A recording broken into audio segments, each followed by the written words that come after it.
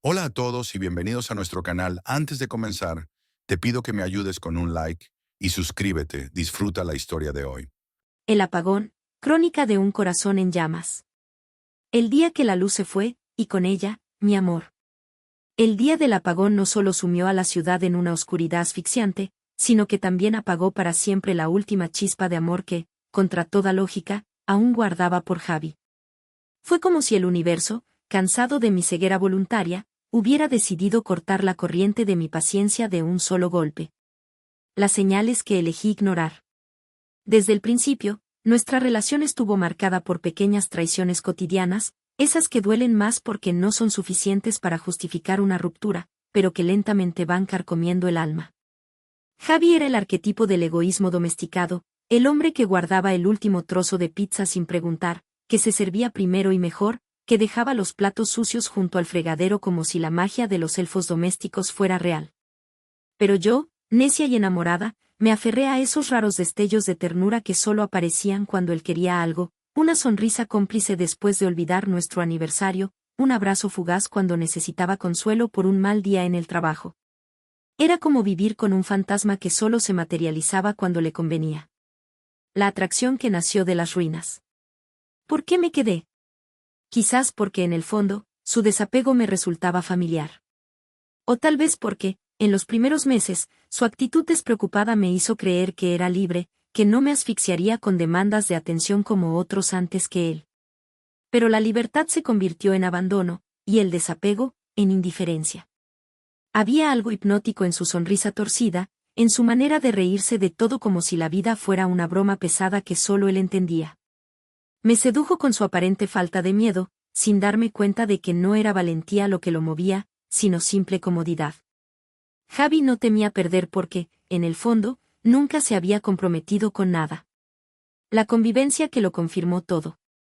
4 años después, compartíamos un apartamento. De techos altos y paredes frías, con cerraduras electrónicas que solo funcionaban cuando la corriente no fallaba. Era irónico, vivíamos en un hogar inteligente, pero éramos dos extraños programados para coexistir sin chocar. Las mañanas eran un ritual de silencios, él, ensimismado en su café y su teléfono, yo, conteniendo la respiración para no molestar. Las noches, un ejercicio de paciencia, mientras yo cocinaba para dos, él calentaba algo solo para sí mismo si llegaba tarde. Pequeñas traiciones. Pequeñas heridas. Y así, día tras día, el vacío entre nosotros creció hasta volverse tangible, como una tercera persona en la habitación que ninguno se atrevía a nombrar. Hasta que llegó el apagón. Y en esa oscuridad, por primera vez, lo vi todo con claridad. El día que todo se apagó. El día que el mundo se detuvo. El 28 de abril, a las 3:17 de la tarde, el mundo se apagó. No fue un simple corte de luz, sino un colapso total, como si alguien hubiera desconectado el país entero de un tirón. En la oficina, las pantallas de las computadoras murieron al unísono, dejando un silencio pixelado en el aire. Por un instante, todo fue quietud. Luego, el murmullo de voces creció, primero confundido, luego alarmado, mientras los teléfonos dejaban de funcionar uno tras otro. Afuera, el caos ya se desplegaba. Los semáforos, ciegos y mudos, convertían las intersecciones en un juego mortal de esquivar coches. La gente se agolpaba en las aceras, mirando al cielo como si las respuestas estuvieran escritas en las nubes. Algunos reían nerviosos, otros maldecían en voz baja, pero todos compartían esa misma expresión de incredulidad, como si de repente se hubieran dado cuenta de lo frágil que era todo. Y yo, en medio de ese desorden, solo podía pensar en una cosa: llegar a casa. El trayecto, que normalmente hacía en 20 minutos, se convirtió en una odisea de 40. Mis manos sudorosas se aferraban al volante con fuerza, cada claxon, cada frenazo brusco, hacía que mi corazón latiera con violencia. Por primera vez en años, sentí el peso real del miedo. No por el apagón, sino por lo que significaba, el fin de la normalidad. Pero la verdadera ironía llegó al pisar la puerta de mi edificio. Las cerraduras electrónicas, ese lujo moderno que Javi tanto había insistido en instalar, eran ahora solo un trozo de metal inútil. Empujé la puerta, golpeé el panel, incluso probé mi huella digital como si, por arte de magia, fuera a funcionar. Nada. Y entonces, como tantas otras veces, llamé a Javi. Su voz sonó distante, casi molesta, como si mi llamada interrumpiera algo importante. ¿Qué pasa? No puedo entrar. Las llaves no funcionan. Un suspiro al otro lado de la línea. Un ruido de vasos chocando. Risas lejanas. Voy para allá, tranquila, dijo, como si estuviera hablando de un retraso trivial en el metro, no de dejarme encerrada fuera de casa en medio de un apagón histórico. Y ahí lo entendí. No era solo que no le importara. Era que, para él, yo nunca había sido una prioridad. El apagón solo estaba iluminando una verdad que llevaba años ocultándose en las sombras. La espera que lo cambió todo. La cafetería de los tiempos muertos. El aire en la cafetería olía a café recalentado y a desesperación silenciosa.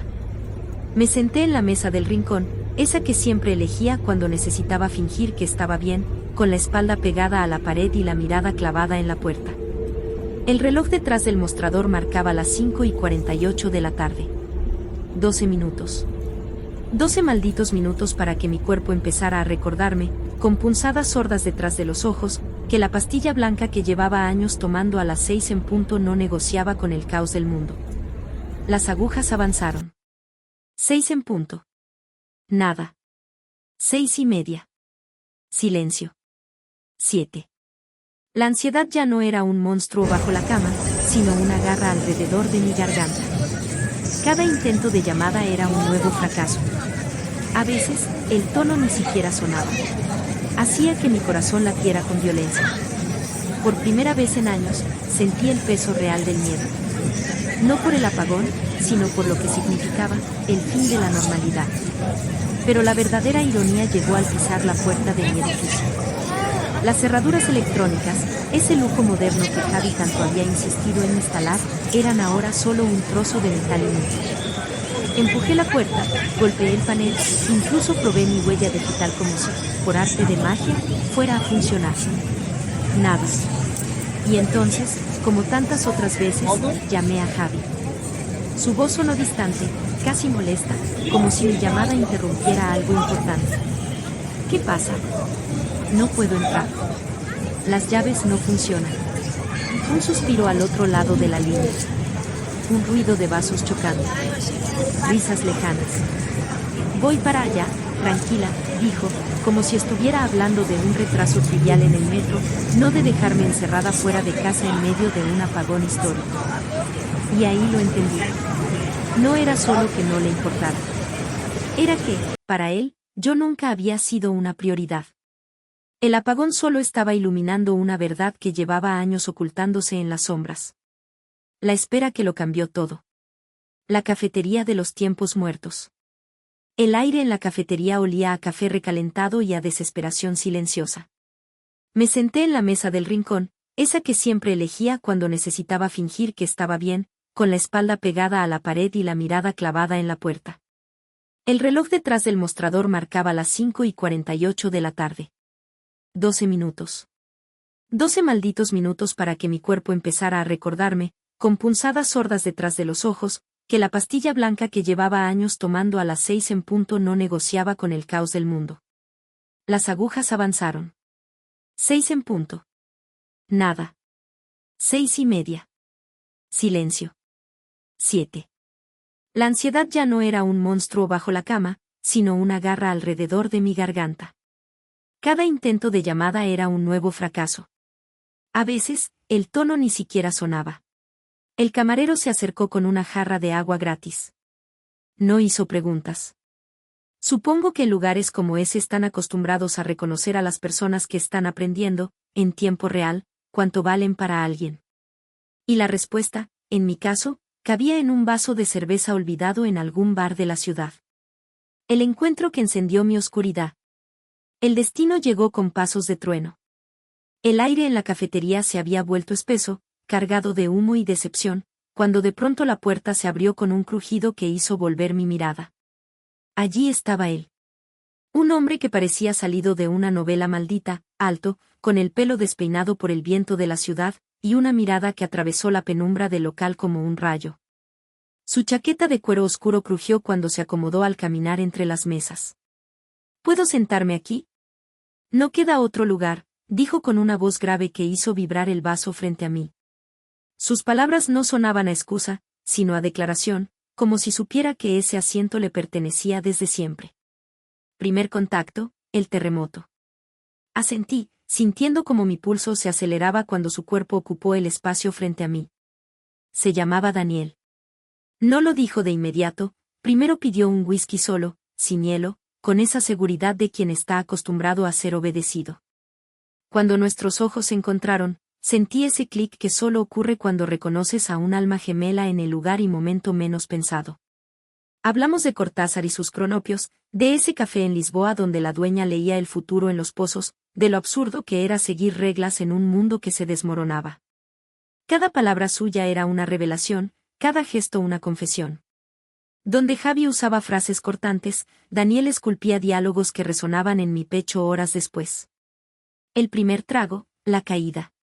Un trago, ofreció, levantando su vaso vacío con una sonrisa que prometía más borracheras que las alcohólicas. Acepté. El primer sorbo de ginebra quemó menos que la verdad que escondía tras los labios pintados. Para el segundo trago, ya le contaba sobre mi medicación olvidada y el novio que nunca llegaba. Para el tercero, sus dedos acariciaban mi muñeca con una complicidad peligrosa. No deberías estar esperando a alguien que no te espera a ti, susurró, acercándose hasta que su aliento con notas de menta y tabaco negro me envolvió. En ese instante, el apagón exterior dejó de importar, dentro de mí se encendió un incendio que llevaba años esperando arder. El beso que partió el tiempo. Cuando nuestros labios se encontraron, supe que estaba cometiendo un error monumental. Su boca sabía a peligro y a redención, a todas las cosas prohibidas que Javi jamás se atrevió a intentar. Nos derrumbamos contra la pared del baño de la cafetería, luego en un taxi cuyo conductor fingía no vernos, finalmente en la suite de un hotel de paso donde las sábanas olían a lavanda barata. Los meses que sacudieron mi mundo. Lo que comenzó como revancha se convirtió en adicción. Daniel era literatura comparada donde Javi había sido solo un mal manual. Llegaba con libros subrayados y marcas de uñas en la espalda. Me enseñó que el sexo podía ser conversación, que la piel tiene memoria y los gemidos pueden formar poemas. Cada encuentro era una clase magistral en todo lo que había estado faltando. Sus mensajes llegaban siempre cuando decía que llegarían. Recordaba cómo me gustaba el café y mis miedos más oscuros. Cuando me miraba, era como si leyera las páginas más ocultas de mi diario. Pero había un precio, la mentira creció entre nosotros como mala hierba. Las excusas para Javi se volvieron cada vez más elaboradas, reuniones de trabajo, comidas con amigas que ya no tenía. Mientras, Daniel me mordía el cuello en ascensores ajenos y me susurraba promesas que ambos sabíamos que no podía cumplir. El huracán final. En esos meses de pasión clandestina, descubrí que hay amores que no iluminan, sino que queman todo a su paso. Daniel no era la solución, sino el espejo que me mostró todo lo que había estado tolerando. Cuando finalmente Javi nos descubrió, no hubo drama, solo un silencio denso que confirmó lo que ya sabíamos. Esta historia llevaba muerta mucho antes de que el apagón nos diera la excusa perfecta para enterrarla. La caída. La caída del telón. Javi nunca había sido un hombre perceptivo, pero incluso los ciegos pueden sentir el calor de un incendio. Al principio fueron pequeñas cosas, mis llegadas tarde con el pelo revuelto y el perfume lavado, las llamadas que cortaba demasiado rápido, esa manera nueva de cruzar las piernas cuando alguien me hacía reír por mensaje. Pequeñas grietas en la fachada de nuestra mentira compartida. Pero Javi, mi Javi de las cervezas egoístas y los abrazos ausentes, de repente se había convertido en un detective. Los pequeños descuidos que lo delataron todo. El lunes, encontró un recibo de un restaurante que nunca habíamos visitado juntos, doblado en el bolsillo de mi chaqueta. Lo guardó sin decir nada. El miércoles, hizo un comentario casual sobre lo raro que era que ahora usara lencería negra, cuando siempre había preferido el blanco. El viernes, revisó mi teléfono mientras dormía. Yo lo sabía. Lo sentía. Cada vez que entraba en la habitación y él fingía estar absorto en su videojuego, notaba esa tensión nueva en sus hombros, esa manera forzada de no mirarme directamente. Pero Daniel era una droga, y yo, una adicta descuidada. La noche del descubrimiento. Habíamos quedado en que él estaría en casa de su primo viendo el partido. Una mentira fácil, una coartada perfecta. Daniel llegó al apartamento con una botella de vino y las manos ansiosas. Nos derrumbamos en el sofá como dos adolescentes, riéndonos entre besos, deshaciéndonos en caricias que ya no tenían nada de escondidas. Y entonces, la puerta se abrió de golpe. El crujido de la madera al estrellarse contra la pared resonó como un disparo. Allí estaba Javi, con la chaqueta todavía puesta, las llaves aún en la mano. No había ido a ningún partido. El silencio fue lo más aterrador. Nos separamos de un salto, pero ya era demasiado tarde. Él lo había visto todo, mis piernas enredadas con las de Daniel, mi blusa desabrochada, esa sonrisa culpable que ni siquiera pude borrar a tiempo. Esto es lo que he merecido después de todo. Su voz no era el grito airado que yo esperaba. Era algo peor, un temblor controlado, un veneno que goteaba lentamente. Como si, por primera vez en su vida, estuviera sintiendo algo con toda su intensidad. Daniel se puso en pie, pero Javi ni siquiera lo miró. Sus ojos, siempre tan distantes, ahora me taladraban con una claridad aterradora. 4 años, dijo, midiendo cada palabra como si le costara respirar. 4 años, y me entero así. Yo no supe qué decir. No había excusas. No había vuelta atrás. Y entonces, en medio de ese infierno, sentí algo inesperado, alivio. Un alivio perverso, liberador, como quitarme un vestido demasiado ajustado después de años de usarlo. Javi se dio la vuelta sin esperar respuesta. Recogió sus llaves del suelo, donde las había dejado caer, y salió. No hubo portazo, no hubo drama. Solo el sonido de sus pasos alejándose por el pasillo, cada uno más ligero que el anterior, como si ya no tuviera nada que cargar. Daniel me miró, esperando, ¿qué? ¿Lágrimas? ¿Arrepentimiento? Pero yo solo me reí. Porque por fin, después de tanto tiempo, el apagón había terminado. El final que nadie esperaba. Epílogo, las cenizas del apagón.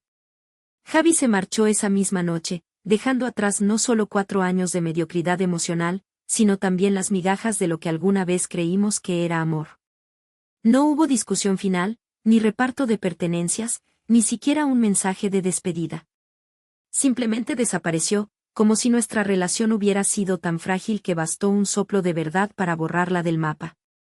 Daniel y yo intentamos construir algo entre las ruinas. Al principio fue electricidad pura, noches en las que el sexo se mezclaba con confesiones, madrugadas hablando de todo lo que habíamos callado en nuestras vidas anteriores, promesas susurradas contra la piel que, en ese momento, ambos creíamos poder cumplir.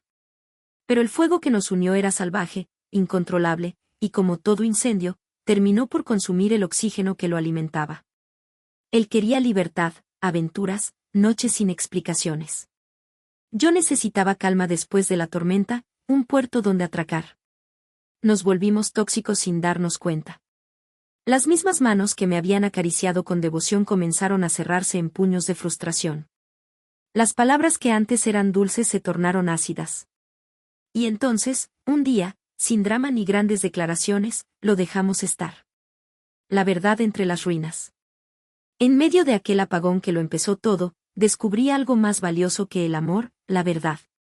La verdad de que a veces hay que perderlo todo, el hogar, la rutina, incluso la persona que creías amar, para encontrarte a ti misma en el espejo sin máscaras. Que no todos los amores están hechos para durar, pero todos dejan cicatrices que, con el tiempo, se convierten en mapas.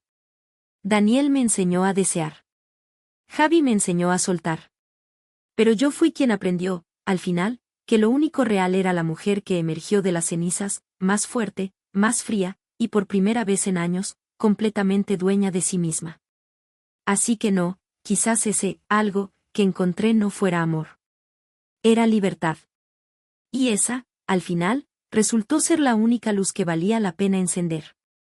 Encuentro en la lluvia. 6 meses después, lo vi. Era un martes gris, de esos en los que la lluvia cae sin prisa pero sin piedad, convirtiendo las aceras en espejos turbios. Yo corría hacia el metro, el abrigo empapado, el pelo pegado a la cara, cuando un paraguas negro se inclinó sobre mí. Parece que sigo llegando justo a tiempo para rescatarte. La voz me detuvo en seco.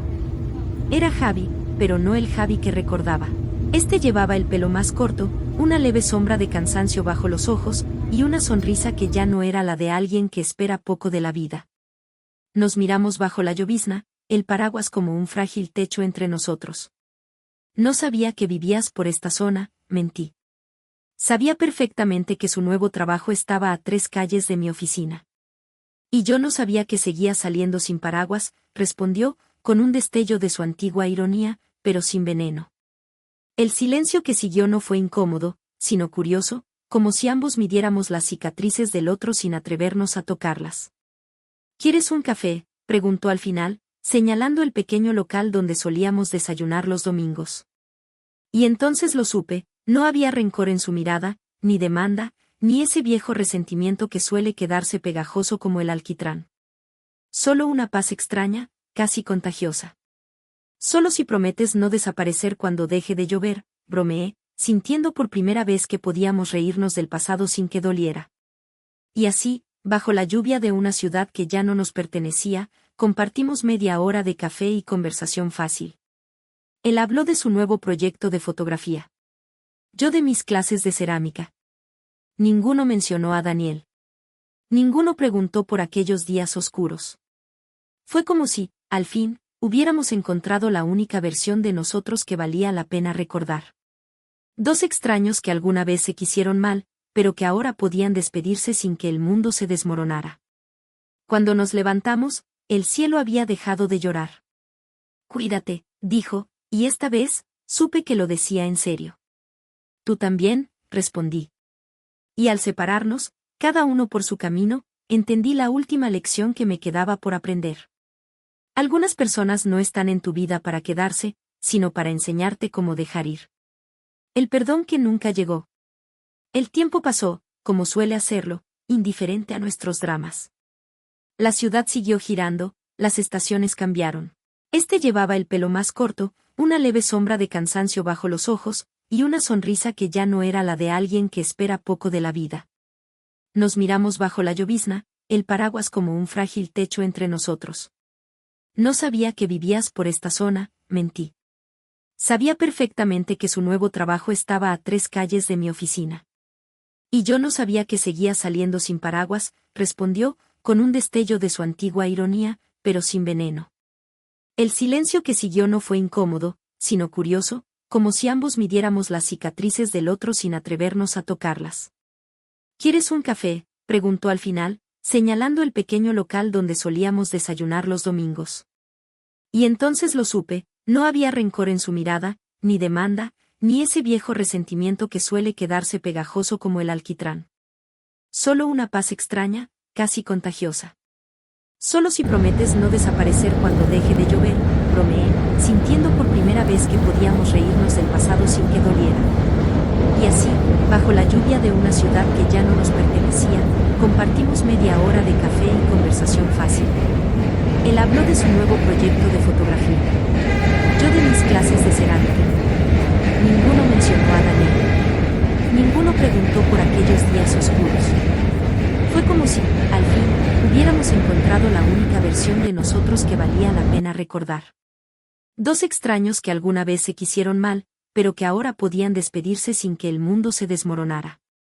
Cuando nos levantamos, el cielo había dejado de llorar.